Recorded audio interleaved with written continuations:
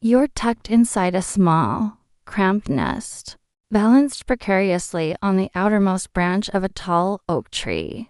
The morning sun filters through the leaves, warm and blinding. You've just pecked your way out of a pale blue-green egg speckled with brown. Wet, exhausted, and still half blind, you enter a world that is already loud, competitive, and unforgiving. Welcome to life as a crow chick.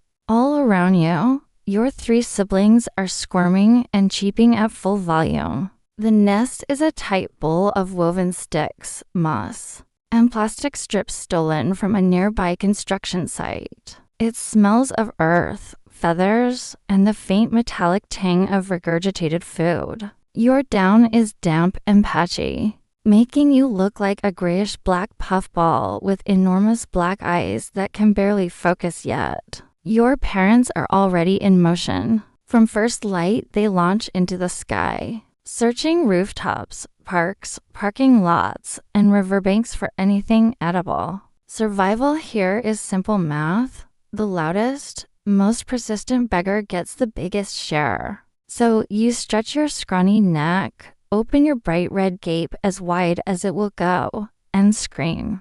Soon your father returns. He lands with a soft rustle, leans over you, and with a gentle gurgling sound, pumps warm, half-digested mush beetles, earthworms, berries, and leftover French fries straight into your waiting mouth. It's slimy, sour, and strangely comforting. You swallow greedily, feeling it slide down your throat. Within minutes, you're begging again. This is your entire world now. Eat, sleep, scream, repeat. But every feeding is a battlefield. Your biggest sibling is stronger and faster. He shoulders you aside, climbs over your back, and pecks your head when you try to push forward. You fight back with everything you have, flapping tiny wings, shoving with your weak legs, and screaming even louder. Feathers fly. Someone gets a sharp peck on the wing. Your mother watches from the edge of the nest with calm indifference. In crow families, there is no referee. Only the strong, the clever, and the relentless survive. By the end of the second week, your down has been replaced by real feathers. Sleek, iridescent black that flashes deep violet and metallic green when the sun hits them just right. You look like a proper miniature crow now, full of attitude and curiosity. Then comes the terrifying part, flight school. Your parents coax you to the very edge of the nest.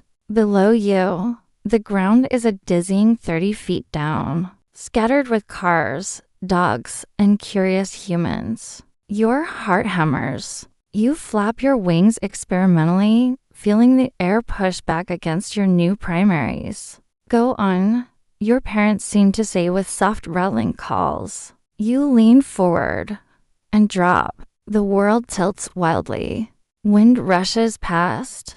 Branches slap your face. You crash hard into the grass, the impact knocking the breath out of you. Pain blooms in your chest and wings, but you're alive. Shaking, you hop and flap your way back up the trunk using claws and sheer determination. Then you try again, and again. Some days you manage only a few clumsy meters before tumbling. Other days you catch a lucky thermal and glide a surprising distance, landing triumphantly on a nearby fence. Each small success tastes sweeter than any regurgitated meal. After 10 exhausting days, you finally fly strongly from one tree to another without falling. You throw your head back and let out a triumphant, raspy caw that echoes across the neighborhood. You are flying, but freedom brings new problems. Your parents have grown distant. Their job is done.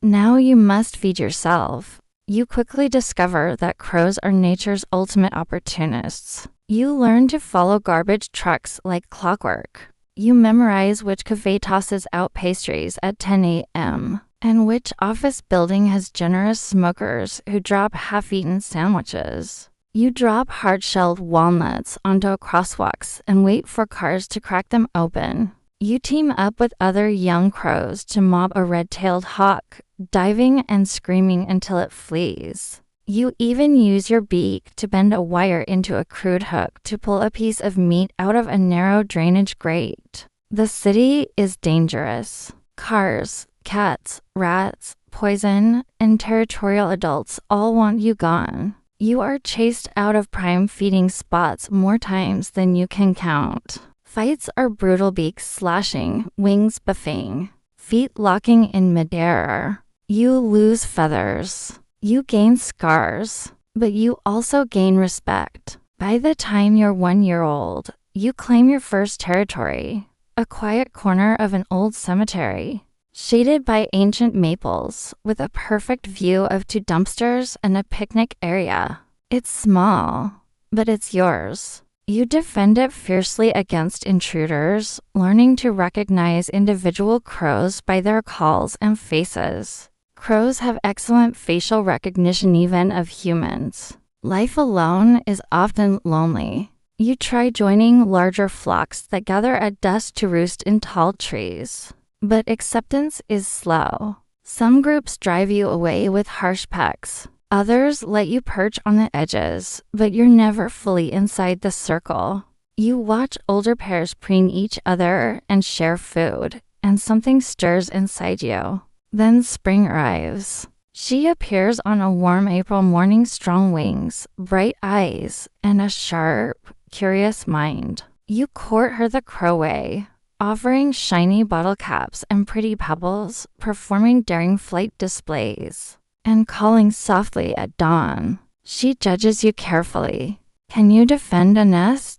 Can you find food when snow covers everything? Will you stay through storms? You pass every test. Together you build your first real nest. It takes nearly 2 weeks of non-stop labor. You fly miles collecting sturdy sticks, flexible grapevine, soft moss, dog fur from a grooming salon, and even a length of bright blue string that she particularly likes. She inspects every placement, sometimes tearing apart what you just arranged. You argue in loud, raspy squawks that echo through the trees.